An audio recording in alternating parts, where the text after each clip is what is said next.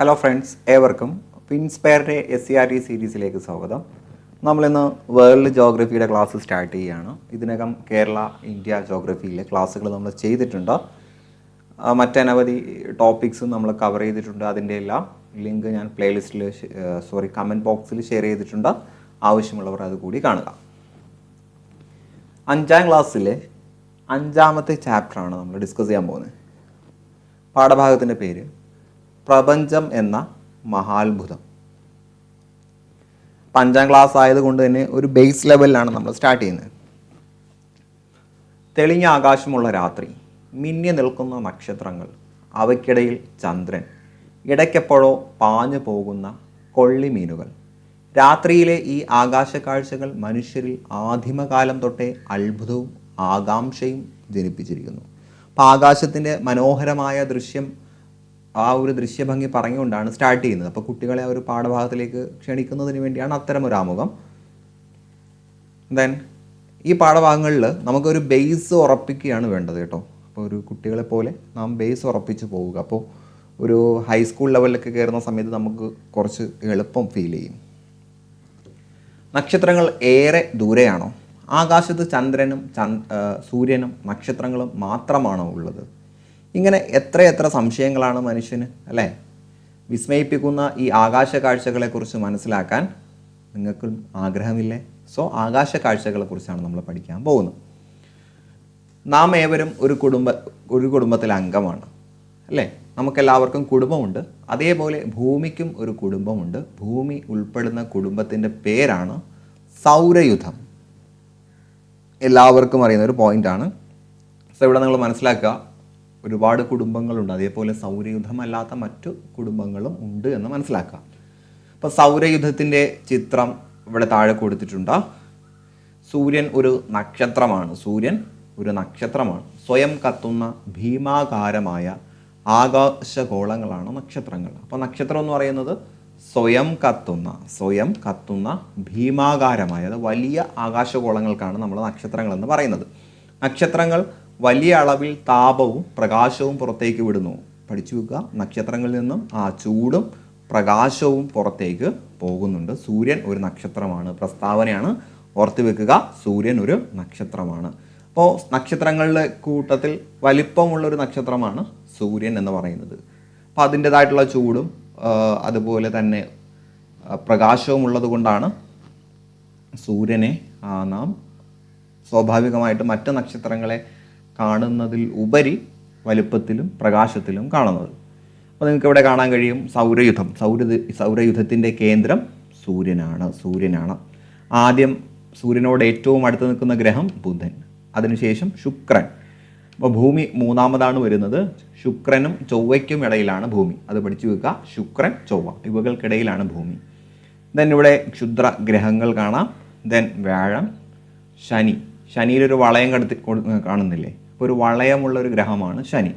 Uranus, Neptune. സൂര്യനിൽ നിന്നും ഏറ്റവും അകലെയുള്ളത് നെപ്റ്റ്യൂണാണ്, അല്ലേ? മുമ്പ് പ്ലൂട്ടോ ഉണ്ടായിരുന്നു. പ്ലൂട്ടോയ്ക്ക് ഗ്രഹം എന്ന പദവി നഷ്ടമായി, അല്ലേ? അപ്പോൾ 8 ഗ്രഹങ്ങൾ, അഷ്ടഗ്രഹങ്ങളാണ് ഇപ്പോൾ നിലവിലുള്ളത്. അപ്പോൾ സൂര്യന് ചുറ്റും കറങ്ങുന്ന ആകാശഗോളങ്ങൾ കണ്ടില്ലേ? അവ ഏതൊക്കെയാണെന്ന് നമുക്ക് നോക്കാം. ബുധൻ, ശുക്രൻ, ഭൂമി, ചൊവ്വ, വ്യാഴം, ശനി, യുറാനസ്, നെപ്റ്റ്യൂൺ ഇവയൊക്കെയാണത്. അപ്പോൾ Budhan, Mercury, Venus, Earth, Mars, Jupiter, Saturn, Uranus, Neptune എന്ന് മലയാളത്തിൽ പഠിച്ചു വെക്കുന്നവരുണ്ടാവും. ഇംഗ്ലീഷിൽ പഠിച്ചു വെക്കുന്നവരുണ്ടാവും. മലയാളത്തിൽ കൂടി പഠിച്ചു വെക്കുക. കാരണം 10ാം തരം പരീക്ഷകളിലൊക്കെ ചിലപ്പോൾ മലയാളം മാത്രം വന്നു കഴിഞ്ഞാൽ നമുക്ക് പ്രശ്നം ഉണ്ടാവേണ്ട. അപ്പോൾ ബുധൻ, ശുക്രൻ, ഭൂമി, ചൊവ്വ, വ്യാഴം, ശനി, യുറാനസ്, നെപ്റ്റ്യൂൺ. സ്വയം കറങ്ങുന്നതോടൊപ്പം സൂര്യൻ വലം വയ്ക്കുകയും ചെയ്യുന്നു. സ്വയം കറങ്ങുന്നതോടൊപ്പം സൂര്യനെ വലം വയ്ക്കുകയും ചെയ്യുന്ന ഈ ആകാശഗോളങ്ങളെ നമ്മൾ വിളിക്കുന്ന പേര് നക്ഷത്രങ്ങളാണ്. അപ്പോൾ നമ്മളവിടെ നേരത്തെ ചിത്രത്തിൽ കാണിച്ചിട്ടുള്ള ഗോളങ്ങൾ ആകാശഗോളങ്ങളാണ്. ഈ ആകാശഗോളങ്ങൾ എന്ത് ചെയ്യുന്നു? സ്വയം കറങ്ങുന്നു. അതോടൊപ്പം തന്നെ സൂര്യനെ വലം വയ്ക്കുകയും ചെയ്യുന്നു. അതുകൊണ്ട് ഇവയ്ക്ക് നമ്മൾ പറയുന്ന പേര് ഗ്രഹങ്ങൾ എന്നാണ്. ഭൂമി ഒരു ഗ്രഹമാണ്, അല്ലേ? അപ്പോൾ ഇപ്പോൾ ചിത്രം 5.1 നമ്മൾ 5.1 നമ്മൾ നേരത്തെ കാണിച്ചത്. നിരീക്ഷിച്ച് ഗ്രഹങ്ങളുടെ സഞ്ചാരപാത തിരിച്ചറിയൂ. സൂര്യന് ചുറ്റുമുള്ള ഗ്രഹങ്ങളുടെ സഞ്ചാരപാതയ്ക്ക് പറയുന്ന പേര് ഭ്രമണപഥം അഥവാ ഓർബിറ്റ്. ഗ്രഹങ്ങളെ വലം വയ്ക്കുന്ന ഗോളങ്ങളാണ് ഉപഗ്രഹങ്ങൾ. ഭൂമിയുടെ ഉപഗ്രഹമാണ് ചന്ദ്രൻ. ഇതൊക്കെ അറിയാത്തവരുണ്ടാവില്ല. ആകാശഗോളങ്ങളിൽ പെട്ടതാണ് ഗ്രഹങ്ങൾ. ഗ്രഹങ്ങളുടെ പ്രത്യേകത സ്വയം കറങ്ങുന്നു, സൂര്യനെ വലം വയ്ക്കുകയും ചെയ്യുന്നു. ഗ്രഹങ്ങൾ വലം വയ്ക്കുന്ന സഞ്ചാരപാതയ്ക്ക് പറയുന്ന പേര് ഭ്രമണപഥം എന്നാണ്. അതുപോലെ ഗ്രഹങ്ങൾക്ക് ചുറ്റും വലം വയ്ക്കുന്ന ആകാശഗോളങ്ങളുണ്ട്. അവയുടെ പേര് ഉപഗ്രഹങ്ങൾ എന്നാണ്. ഭൂമിയുടെ ഒരു ഉപഗ്രഹമാണ് ചന്ദ്രൻ. ഇനി സൂര്യനിൽ നിന്നുള്ള അകലത്തിൻ്റെ അടിസ്ഥാനത്തിൽ ഗ്രഹങ്ങളെ പട്ടികപ്പെടുത്തൂ എന്ന് പറയുന്നുണ്ട്. അപ്പോൾ കെ സ്റ്റാർ, സ്റ്റെലേറിയം ഇതൊക്കെ സോഫ്റ്റ്വെയർസാണ് നമുക്ക് ഇതിനെ സഹായിക്കുന്ന, ആകാശ പഠനങ്ങൾക്ക് വേണ്ടി സഹായിക്കുന്ന സോഫ്റ്റ്വെയർസാണ്. അപ്പോൾ അതൊക്കെ ഉപയോഗിച്ച് കണ്ടെത്താൻ പറഞ്ഞിട്ടുണ്ട്. നമുക്ക് ആ ഒരു ചിത്രം നോക്കുമ്പോൾ തന്നെ മനസ്സിലാവും ഏതൊക്കെയാണ് ആ ഒരു സ്ഥാനമെന്ന് കറക്റ്റ് നമുക്ക് ഇതിനകത്ത് മനസ്സിലാവും അല്ലേ. നമ്മളത് കണ്ടതാണ്. ബുധൻ, ശുക്രൻ, ഭൂമി, ചൊവ്വ, ആ ഒരു ഓർഡറിൽ തന്നെ പഠിച്ചു വെക്കുക കേട്ടോ. ഇനി നമുക്കൊരു പ്രശസ്തനായിട്ടുള്ള ഒരു ആസ്ട്രോളജിസ്റ്റിൻ്റെ പേര് നമുക്ക് പഠിക്കണം. Nicholas Copernicus. നിക്കോളാസ് കോപ്പർനിക്കസ് അല്ലേ. അറിയാത്തവരാരുണ്ടാവില്ല എന്നാണ് കരുതുന്നത്. പോളണ്ടുകാരനായ ഭൗമശാസ്ത്രജ്ഞനും വാനശാസ്ത്രജ്ഞനുമായിരുന്നു കോപ്പർനിക്കസ്. സൗരയുധത്തിൻ്റെ കേന്ദ്രം ഭൂമിയാണെന്നായിരുന്നു പണ്ടുള്ള വിശ്വാസം. പണ്ടൊക്കെ ഭൂമിക്ക് ചുറ്റുമാണ് മറ്റുള്ള ഗ്രഹങ്ങളെല്ലാം വലം വെക്കുന്നത്. ഭൂമിയാണ് എല്ലാത്തിൻ്റെയും കേന്ദ്രം എന്നുള്ളൊരു ധാരണയുണ്ടായിരുന്നു. കോപ്പർനിക്കസ് ഈ വിശ്വാസത്തെ ചോദ്യം ചെയ്തു. സൗരയുധത്തിൻ്റെ കേന്ദ്രം സൂര്യനാണെന്ന് അദ്ദേഹം ലോകത്തോട് വിളിച്ചു പറഞ്ഞു. അപ്പോൾ സൗരയുധത്തിൻ്റെ കേന്ദ്രം സൂര്യനാണ് എന്ന് ആദ്യം വിളിച്ചു പറയുന്നത് കോപ്പർനിക്കസ് ആണ്. ഓക്കെ അല്ലേ. സോ അത് മനസ്സിലാക്കി വെച്ചേക്കുക. ദെൻ സൗരയുധത്തിലെ ഗ്രഹങ്ങളെക്കുറിച്ച് നമുക്ക് നോക്കാം. നെപ്റ്റ്യൂൺ, ഓരോന്നിൻ്റെയും പ്രത്യേകത പറയാണ്. അപ്പോൾ SCERTയിൽ പറയുന്ന പ്രത്യേകതകൾക്ക് അതിൻ്റേതായിട്ടുള്ള ഒരു ഇമ്പോർട്ടൻസ് നമ്മൾ കൊടുക്കണം എന്ന് പ്രത്യേകം പറയേണ്ടതില്ല. നെപ്റ്റ്യൂൺ, 1 ഡസനിലധികം ഉപഗ്രഹങ്ങളുണ്ട്. സൂര്യനെ വലം വയ്ക്കാൻ 164 വർഷം. എത്ര വർഷം നോക്കിയേ, 164 വർഷം എടുക്കും സൂര്യനെ വലം വെക്കുന്നതിന്. അപ്പോൾ അത്രയും ദൂരെ ആയതുകൊണ്ടാണ് അത്രയും സമയം എടുക്കുന്നത്. അപ്പോൾ നെപ്റ്റ്യൂണാണ് ഏറ്റവും കൂടുതൽ ഗ്രഹങ്ങളുള്ളത്. അപ്പോൾ നെപ്റ്റ്യൂൺ ന്യൂമറസ് സാറ്റലൈറ്റ് എന്ന് പഠിക്കുക. ന്യൂമറസ് എന്ന് പറഞ്ഞാൽ എണ്ണമറ്റ. ഇനി യുറാനസിലേക്ക് വരുന്ന സമയത്ത് നെപ്റ്റ്യൂണിൻ്റെ അത്ര ഉപഗ്രഹങ്ങൾ 1 ഡസനിലധികം ഉണ്ടെന്നാണ് പറയും. അപ്പോൾ 12-ൽ കൂടുതലുണ്ട് എന്നാണ്.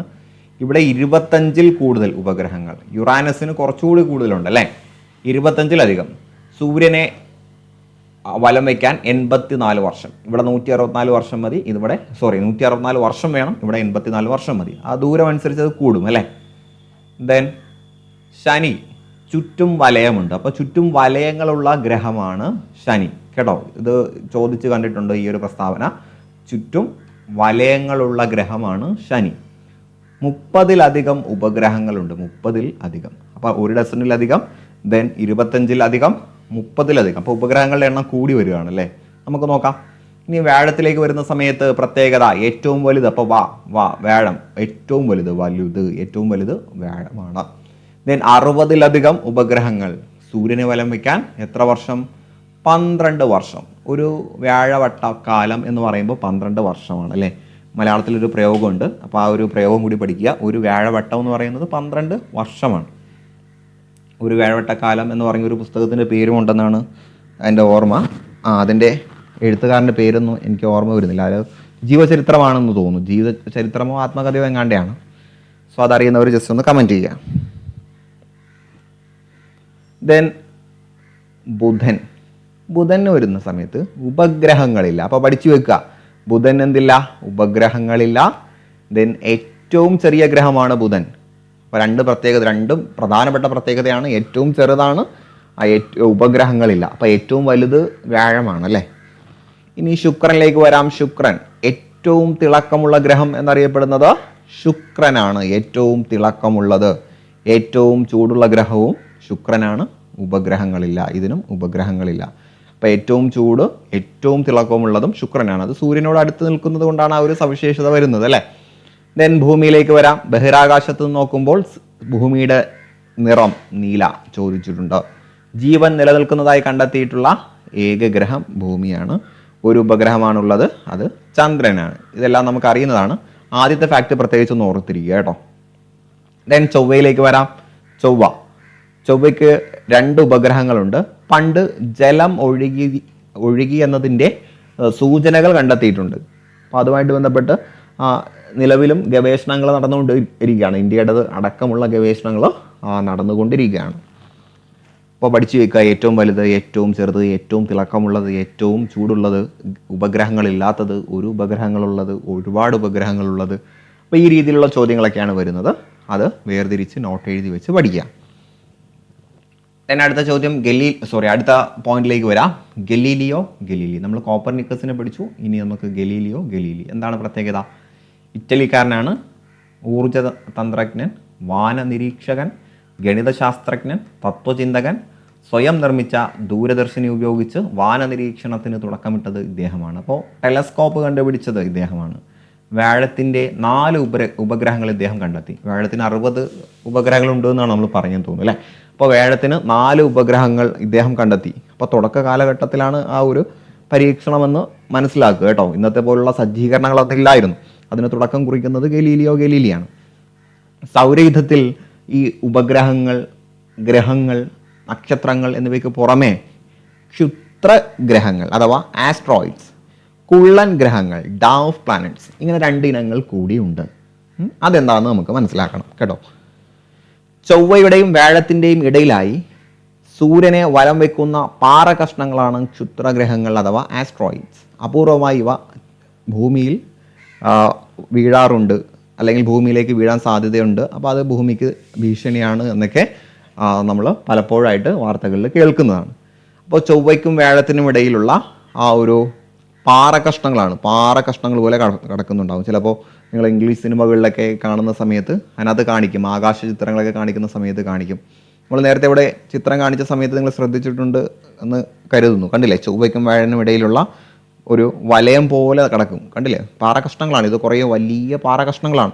ഇതാണ് ക്ഷുദ്രഗ്രഹങ്ങൾ. ചൊവ്വയ്ക്കും വ്യാഴത്തിനും ഇടയിലാണ് കേട്ടോ. ചൊവ്വയ്ക്കും വ്യാഴത്തിനും ഇടയിൽ നമ്മളോട് ഇനി ആരെങ്കിലും ചോദിക്കും, ചൊവ്വയ്ക്കും വ്യാഴത്തിനും ഇടയിൽ ആരാ? ബുധനല്ല, മറിച്ച് ആരാ? ക്ഷുദ്രഗ്രഹങ്ങളാണ്. കണ്ടില്ലേ, ക്ഷുദ്രഗ്രഹമായ ഐഡയുടെ ചിത്രമാണിത്. പാറകഷ്ണം എന്ന് പറയുമ്പോൾ ചെറിയ പാറകഷ്ണമെന്ന് കരുതരുത്. അത് വീണ് കഴിഞ്ഞാൽ ചിലപ്പോൾ ഒരു ഭൂഖണ്ഡം തന്നെ പോവും. സൗരയുധത്തിൽ ശയന പ്രദക്ഷിണം നടത്തുന്ന ഒരു ഗ്രഹമുണ്ട്. അതാണ് യുറാനസ്. മറ്റു ഗ്രഹങ്ങൾ പമ്പരം പോലെയാണ് സ്വയം കറങ്ങുന്നതെങ്കിൽ യുറാനസ് വാഹനങ്ങളുടെ ചക്രം പോലെയാണ് കറങ്ങുന്നത്. അപ്പോൾ വാഹനങ്ങളുടെ ചക്രം പോലെ കറങ്ങുന്നത് യുറാനസ്. വാഹനങ്ങളുടെ ചക്രം പോലെ കറങ്ങുന്നത് യുറാനസ്. അപ്പോൾ ശയന പ്രദക്ഷിണം എന്ന് പറയുമ്പോൾ ഒരാളിങ്ങനെ ടയർ പോലെ കറങ്ങിയാണ് പോകുന്നത് അല്ലേ. ഒരാൾ ടയർ പോലെ കറങ്ങിയാണ് ശയന പ്രദക്ഷിണം ചെയ്യുന്നത്. സോ അതേപോലെയാണ് യുറാനസ് കറങ്ങുന്നത്. ഇനി ശുക്രനിൽ പോകാനൊരുകയാണെങ്കിൽ മറക്കല്ലേ, അവിടെ സൂര്യോദയം പടിഞ്ഞാറാണ്, നേരെ ഓപ്പോസിറ്റ് അല്ലേ. സൂര്യോദയം പടിഞ്ഞാറ് സംഭവിക്കുന്നത് ശുക്രനിലാണ്. ദെൻ ചന്ദ്രനിലും പകലും നക്ഷത്രങ്ങളെ കാണാം. നമുക്ക് രാത്രിയാണ് നക്ഷത്രങ്ങളെ കാണുന്നത്. ചന്ദ്രനിൽ ചെന്ന് കഴിഞ്ഞാൽ പകലും നക്ഷത്രങ്ങളെ കാണാം. ഇതെല്ലാം ആകാശത്തിൻ്റെ ഒരു പൊസിഷനിൽ വരുന്ന വ്യത്യാസം അനുസരിച്ചാണ് അല്ലേ. ആകാശത്ത് ഏത് പൊസിഷനിലാണ് ഗ്രഹം നിൽക്കുന്നത് എന്നതിൻ്റെ അടിസ്ഥാനത്തിലാണ് ഈ ഒരു വ്യത്യാസം നമുക്ക് അനുഭവപ്പെടുന്നത് എന്നുകൂടി മനസ്സിലാക്കുക. ദെൻ അടുത്തതിലേക്ക് വരാം. ഒരു ആകാശഗോളം ഗ്രഹമായി പരിഗണിക്കപ്പെടണമെങ്കിൽ അതിന് ഗോളാകൃതി ഉണ്ടാവണം. അവ സൂര്യനെ വലം വയ്ക്കണം. അവയ്ക്ക് തനതായതും തടസ്സങ്ങളില്ലാത്തതുമായിട്ടുള്ള ഭ്രമണപഥം വേണം. ഇൻ്റർനാഷണൽ ആസ്ട്രോണമിക്കൽ യൂണിയൻ ഏർപ്പെടുത്തിയിട്ടുള്ള ഈ നിബന്ധനകൾ പാലിക്കാത്തവയാണ് കുള്ളൻ ഗ്രഹങ്ങൾ എന്ന് പറയുന്നത്. സോ ഒരു ആകാശഗോളത്തിന് ഗ്രഹമാകാൻ എന്തൊക്കെ കണ്ടീഷൻസ് വേണം എന്ന് ചോദിക്കുകയാണെങ്കിൽ ഓർത്ത് വെക്കുക, ഗോളാകൃതിയായിരിക്കണം, സൂര്യനെ വലം വെക്കണം, ദെൻ സ്വന്തമായിട്ട് എന്ത് വേണം? ഭ്രമണപഥം, മറ്റൊന്നും തടസ്സപ്പെടാത്ത രീതിയിലുള്ള ഭ്രമണപഥം വേണം. അപ്പോൾ ഈ കണ്ടീഷൻസ് മുന്നോട്ട് വെക്കുന്ന സംഘടനയ്ക്ക് പറയുന്ന പേര് IAU അഥവാ ഇൻ്റർനാഷണൽ ആസ്ട്രോണമിക്കൽ യൂണിയൻ എന്നാണ്. ഓക്കെ അല്ലേ. അപ്പോൾ ഈ ഒരു നിബന്ധനകൾ യോജിച്ച് വന്നിട്ടില്ല എങ്കിൽ അവയെ നമ്മൾ പറയുന്ന പേര് കുള്ളൻ ഗ്രഹങ്ങൾ എന്നാണ്. അപ്പോൾ പ്ലൂട്ടോയെ കുള്ളൻ ഗ്രഹമായി നമ്മൾ പുറത്താക്കി അല്ലേ. എന്തുകൊണ്ടാണ് എന്ന കാരണം നമുക്ക് നോക്കാം. ഈ അടുത്ത കാലം വരെ പ്ലൂട്ടോയെ ഗ്രഹമായി പരിഗണിച്ചിരുന്നു. എന്നാൽ ഇൻ്റർനാഷണൽ ആസ്ട്രോണമിക്കൽ യൂണിയൻ 2006 ആഗസ്റ്റിൽ പ്ലൂട്ടോയുടെ ഗ്രഹ പദവി നീക്കി. അതിനെ കുള്ളൻ ഗ്രഹമായി പ്രഖ്യാപിച്ചു. നെപ്റ്റ്യൂണിൻ്റെ ഭ്രമണപഥം മുറിച്ചു കടക്കുന്നത് കൊണ്ടും സ്വന്തം ഉപഗ്രഹമായ ഷാരാണിനെ ചുറ്റുന്നത് കൊണ്ടുമാണ് ഇത്തരമൊരു തീരുമാനമെടുത്തത്. അപ്പോൾ ഇവിടെ രണ്ട് പ്രശ്നം വന്നു. ഭ്രമണപഥം എന്ത് ചെയ്യുന്നില്ല, സ്വന്തമായിട്ടുള്ള ഭ്രമണപഥമല്ല, ഭ്രമണപഥത്തിൽ തടസ്സം വരുന്നു അല്ലേ, തടസ്സം വരുന്നു. നെപ്റ്റ്യൂണിൻ്റെ ഭ്രമണപഥം മുറിച്ചു കടക്കുന്നത് കൊണ്ട് അവിടെ തടസ്സം വന്നു. അതേപോലെ സൂര്യനെ വലം വെക്കുക എന്നുള്ളതിനും അവിടെ ഒരു തടസ്സം വന്നു. സൂര്യന് മാത്രമല്ല, സ്വന്തം ഉപഗ്രഹമായ ഷാരാണിനെയാണ് എന്ത് ചെയ്യുന്നത്, പ്ലൂട്ടോ വലം വെക്കുന്നതായിട്ട് കണ്ടെത്തിയത്. അതുകൊണ്ടാണ് പ്ലൂട്ടോയുടെ ഗ്രഹം എന്ന പദവി പോയത്. അപ്പോൾ 2006 ആ ഒരു പദവി നഷ്ടപ്പെടുന്നതെന്നും കൂടി ഓർത്തു വെക്കുക. സൗരയുധത്തിലെ വിരുന്നുകാർ. സൗരയുധത്തിൽ അപൂർവമായി എത്തുന്ന വിരുന്നുകാരാണ് വാൽ നക്ഷത്രങ്ങൾ അഥവാ കോമറ്റ്സ്. കോമറ്റ്സുമായിട്ട് ബന്ധപ്പെട്ട ഒരുപാട് കഥകളും മറ്റും നിങ്ങൾ കേട്ടിട്ടുണ്ടാവും, ഫിലിംസും നോവൽസൊക്കെ കേട്ടിട്ടുണ്ടാവും അല്ലേ. പേര് സൂചിപ്പിക്കുന്നത് പോലെ ഇവ നക്ഷത്രങ്ങളല്ല കേട്ടോ. വാൽ നക്ഷത്രങ്ങൾ എന്ന് പേരേ ഉള്ളൂ, പക്ഷെ എന്തല്ല, നക്ഷത്രങ്ങളല്ല, അശുദ്ധ ഹിമപദാർത്ഥങ്ങളാണിവ. അശുദ്ധ ഹിമപദാർത്ഥങ്ങൾ. അപ്പോൾ വാൽ നക്ഷത്രങ്ങൾ എന്ന് പറയുന്നത് അശുദ്ധ ഹിമ പദാർത്ഥങ്ങളാണ്. ഈ പോകുന്ന കണ്ടില്ലേ, ഹിമം എന്ന് പറഞ്ഞാൽ മഞ്ഞാണല്ലേ. സൂര്യനോട് അടുക്കുമ്പോൾ രൂപം കൊള്ളുന്ന ഇവയുടെ വാല് സൂര്യപ്രകാശമേറ്റ് തിളങ്ങുന്നു. സൂര്യന് ചുറ്റുന്നവയാണെങ്കിലും ഇവ വളരെ അപൂർവമായി മാത്രമേ സൂര്യനോടടുത്ത് വരാറുള്ളൂ. സൂര്യനോട് അടുക്കും തോറും ഇവയുടെ വാലിന് നീളവും ശോഭയുമേറും. 2013 ഒടുവിലെത്തിയ ഐസൺ വാൽനക്ഷത്രത്തെ ഓർക്കുന്നുണ്ടോ എന്നൊക്കെ ചോദിക്കുന്നുണ്ട്. സൂര്യനിലേക്ക് പാഞ്ഞ ഐസൺ ഇനി ഒരിക്കലും തിരിച്ചു വരില്ല. അപ്പോൾ സൂര്യനിലേക്ക് പോകുന്ന വാൽനക്ഷത്രം എന്ത് ചെയ്യില്ല, തിരിച്ചു വരില്ല. വർഷങ്ങൾക്ക് ഇടയിലൊക്കെ ആയിരിക്കും, വർഷങ്ങളുടെ ഗ്യാപ്പിലായിരിക്കും നമുക്ക് എന്ത് കാണാൻ കഴിയുക, വാൽനക്ഷത്രം കാണാൻ കഴിയുക. അപ്പോൾ നമ്മുടെ ആയുസ്സിൽ ചിലപ്പോൾ 1 or 2 ചിലപ്പോൾ ഒരു വാൽനക്ഷത്രമൊക്കെ ആയിരിക്കും നമുക്ക് കാണാൻ കഴിയുക. ഇതാണ് ഹാലിയുടെ വാൽനക്ഷത്രം. അപ്പോൾ വാൽനക്ഷത്രം ഒരു അശുദ്ധ ഹിമപദാർത്ഥമാണ്. ദെൻ ഉൽക്കകൾ, ഉൽക്ക അല്ലേ, മെറ്ററോയിഡ്സ്. അപ്പോൾ ഓരോന്നും ഓരോ വിഭാഗമായിട്ടാണ് നമ്മൾ പഠിക്കേണ്ടത് അല്ലേ. നമ്മൾ നേരത്തെ ആദ്യം പറഞ്ഞിട്ടുണ്ടായിരുന്നു ആകാശഗോളം, ദെൻ ഉപഗ്രഹങ്ങൾ നമ്മൾ പറഞ്ഞു, പിന്നെ നമ്മൾ ആസ്ട്രോയിഡ്സ് പറഞ്ഞു അല്ലേ, ക്ഷുദ്ര ഗ്രഹങ്ങൾ നമ്മൾ പറഞ്ഞു, ദെൻ വാൽനക്ഷത്രം പറഞ്ഞു. ഇനി ഉൽക്കകൾ. ഉൽക്കയും നിങ്ങൾ കേട്ടിട്ടുണ്ടാവും അല്ലേ. ഉൽക്ക എന്നതിൻ്റെ ഇംഗ്ലീഷായിട്ട് ചിലപ്പോൾ കോമറ്റൊക്കെ ചില സ്ഥലങ്ങളിൽ പ്രയോഗിക്കാറുണ്ട്. അത് തെറ്റായിട്ടുള്ള പ്രയോഗമാണ്. മെട്രോയിഡ്സ് ആണ് കറക്റ്റ് കേട്ടോ. മെറ്ററോയിഡ്സ് അതാണ് ഉൽക്കകൾ. തെളിഞ്ഞ ആകാശമുള്ള രാത്രികളിൽ അതിവേഗം ആകാശത്ത് കൂടി മിന്നി മറയുന്ന പ്രകാശം കണ്ടിട്ടുണ്ടോ? അപ്പോൾ തെളിഞ്ഞ ആകാശമുള്ള രാത്രികളിൽ അതിവേഗം മിന്നി മറയുന്നതാണ് ഇത് ഉൽക്ക എന്ന് പറയുന്നത്. അത് പെട്ടെന്ന് എന്ത് ചെയ്യും, ഇത് കത്തിത്തീരും. മറ്റൊരാൾക്ക് ചൂണ്ടിക്കാണിച്ച് കൊടുക്കാൻ കഴിയുന്നതിന് മുമ്പ് ഇവ അണങ്ങി പോകാറുണ്ട്. ഇവ ഉൽക്കകളാണ്. ബഹിരാകാശത്ത് നിന്ന് ഭൂമിയുടെ അന്തരീക്ഷത്തിലേക്ക് കടക്കുന്ന പല വലിപ്പത്തിലുള്ള പാറക്കഷ്ണങ്ങളാണ് ഉൽക്കകൾ. അപ്പോൾ ഉൽക്കകൾ എന്ന് പറയുന്നത് പാറക്കഷ്ണങ്ങളാണ്. വാൽനക്ഷത്രങ്ങൾ എന്ന് പറയുന്നത് അശുദ്ധ ഹിമപദാർത്ഥങ്ങളാണ്. അന്തരീക്ഷത്തിലേക്ക് കടക്കുമ്പോൾ വായുമായി ഉരഞ്ഞ് ഇവ കത്തും. അതാണ് നമ്മൾ ആകാശത്ത് കാണുന്ന ഈ മിന്നി മറയുന്ന പ്രകാശം. അപ്പോൾ അന്തരീക്ഷത്ത് കടക്കുമ്പോൾ വായുമായി ഉരഞ്ഞ് കത്തുന്നത് കൊണ്ടാണ് പ്രകാശം കാണുന്നത്. കത്തിത്തീരാതെ ഭൂമിയിലേക്ക് വീഴുന്ന ഉൽക്കകളുടെ അവശിഷ്ടങ്ങളാണ് ഉൽക്കാശിലകൾ. അപ്പോൾ ചിലപ്പോൾ ഉൽക്കകൾ ഭൂമിയിലേക്ക് വന്ന് വീണിട്ടുണ്ട്. പൂർണ്ണമായിട്ടും കത്തിത്തീരാതെ ഭൂമിയിലേക്ക് വന്ന് വീഴാറുണ്ട്. അവയ്ക്ക് നമ്മൾ പറയുന്ന പേരാണ് ഉൽക്കാശിലകൾ. ആഫ്രിക്കയിലെ നമീബയിൽ പതിച്ച ഒരു ഉൽക്കാശില അവിടെ കൊടുത്തിരിക്കുന്നത് കണ്ടില്ലേ അല്ലേ, ഒരു ഉൽക്കാശിലയാണ്. അപ്പോൾ ബാക്കിയെല്ലാം കത്തിത്തീർന്നു, പൂർണ്ണമായിട്ടും കത്തിത്തീർന്നില്ല, അതിൻ്റെ അവശിഷ്ടം ഭൂമിയിലേക്ക് പതിച്ചു. ദെൻ റഷ്യയിലെ ചിങ്കേ നദീക്കരയിൽ പതിച്ച ഉൽക്കാശില. അപ്പോൾ റഷ്യയിലും ആഫ്രിക്കയിലൊക്കെ ആ ഉൽക്കാശിലകൾ പതിച്ചിട്ടുണ്ട്. സൂര്യനെ വലം വയ്ക്കുന്ന ഗ്രഹങ്ങൾ, അവയുടെ ഉപഗ്രഹങ്ങൾ, ക്ഷുദ്രഗ്രഹങ്ങൾ, വാൽനക്ഷത്രങ്ങൾ, കുള്ളൻ ഗ്രഹങ്ങൾ എന്നിവ ഉൾപ്പെടുന്നതാണ് സൗരയൂഥം എന്ന് നമ്മൾ പരിചയപ്പെട്ടു. അപ്പോൾ സൗരയൂഥത്തിൽ നമ്മൾ പരിചയപ്പെട്ട അംഗങ്ങളുടെ പേരൊക്കെ എഴുതി കൊടുക്കാൻ പറയുന്നുണ്ട്. ജസ്റ്റ് നിങ്ങളത് ഒന്ന് ഓർത്തു നോക്കുക കേട്ടോ. ഇനി നമ്മുടെ ഗ്രഹത്തിലേക്ക് വരാം. ഭൂമിയാണ് നമ്മുടെ ജീവഗ്രഹം. സൗരയൂഥത്തിൽ ജീവൻ നിലനിൽക്കുന്നതായിട്ട് ഇതുവരെ കണ്ടെത്തിയിട്ടുള്ള ഒരേ ഒരു ഗ്രഹമേ ഉള്ളൂ, അത് ഭൂമിയാണ്. ഉപരിതലത്തിൽ ജലത്തിൻ്റെ വിസ്തൃതമായ ശേഖരമുള്ളത് കൊണ്ട് ഭൂമിയിൽ മാത്രമാണ് എന്തുള്ളത് ജീവനുള്ളത്. ഭൂമിയുടെ ഉപരിതലത്തിൻ്റെ മൂന്നിൽ രണ്ട് ഭാഗവും ജലമായതിനാൽ ബഹിരാകാശത്ത് നിന്ന് നോക്കുമ്പോൾ ഇളം നീല നിറത്തിലാണ് ഭൂമി കാണപ്പെടുന്നത്. അപ്പോൾ നീല നിറത്തിലാണ് നമുക്ക് ബഹിരാകാശത്ത് നിന്ന് നോക്കിയാൽ ഭൂമിയെ കാണാൻ പറ്റുന്നത് നമ്മൾ നേരത്തെ പറഞ്ഞു. വായുവും വെള്ളവും മണ്ണും ജീവജാലങ്ങളും കൊണ്ട് സമ്പന്നമായ പ്രകൃതിയുടെ ഈ വൈവിധ്യം സംരക്ഷിക്കേണ്ടത് നാം ഓരോരുത്തരുടെയും കടമയാണ്. നക്ഷത്രങ്ങളുടെ ലോകം. ഭൂമിയോട് ഏറ്റവും അടുത്ത് സ്ഥിതി ചെയ്യുന്ന നക്ഷത്രമാണ് സൂര്യൻ. അല്ലെ, ഭൂമിയോട് ഏറ്റവും അടുത്ത് സ്ഥിതി ചെയ്യുന്ന നക്ഷത്രം സൂര്യനാണ് കേട്ടോ. സൂര്യൻ അസ്തമിക്കുന്നതോടെ മറ്റു നക്ഷത്രങ്ങൾ ഒന്നൊന്നായി തെളിഞ്ഞു കാണാൻ തുടങ്ങും. ഇരുട്ടും തോറും എണ്ണിയാലൊടുങ്ങാത്തത്ര നക്ഷത്രങ്ങളെ നമുക്ക് കാണാം. അപ്പോൾ ഭൂമിയോട് ഏറ്റവും അടുത്ത് നിൽക്കുന്ന നക്ഷത്രം സൂര്യനാണ്. നമ്മളിത് പഠിച്ചു വെച്ചില്ലെങ്കിൽ പെട്ടെന്ന് നമ്മുടെ മനസ്സിലേക്ക് വരില്ല കേട്ടോ. കോടിക്കണക്കിന് നക്ഷത്രങ്ങൾ അടങ്ങുന്നതാണ് ഒരു ഗാലക്സി. അപ്പോൾ കോടിക്കണക്കിന് നക്ഷത്രങ്ങൾ അടങ്ങുമ്പോൾ നമ്മൾ അതിനെ പറയുന്ന പേര് ഗാലക്സിയാണ് കേട്ടോ. ഈ ഗ്രൂപ്പ് ഓഫ് സ്റ്റാർസ്. നോക്കിക്കോളൂ, സൗരയുധം ഉൾപ്പെടെ ഗാലക്സിയാണ് ക്ഷീരപഥം. അപ്പോൾ സൗരയുധം ഉൾപ്പെടുന്ന ഗാലക്സി. അപ്പോൾ സൗരയുധം എന്ന് പറയുന്ന നമ്മുടെ സൂര്യൻ കേന്ദ്രമായി നിൽക്കുന്ന ഒരുപാട് ആകാശഗോളങ്ങൾ അടങ്ങുന്ന ഈ ഒരു കൂട്ടത്തെ നമ്മൾ പറയുന്ന പേര് മിൽക്കി വേ ആണ്. അപ്പോൾ നമ്മൾ മിൽക്കി വേ ഗാലക്സിയാണ് നമ്മുടേത്. മിൽക്കി വേ ഗാലക്സിയാണ്. ആകാശഗംഗ എന്നും ഇതിനെ വിളിക്കാറുണ്ട്. അപ്പോൾ നമ്മുടെ ഗാലക്സിയുടെ പേര് മിൽക്കി വേ ഗാലക്സി എന്നാണ്.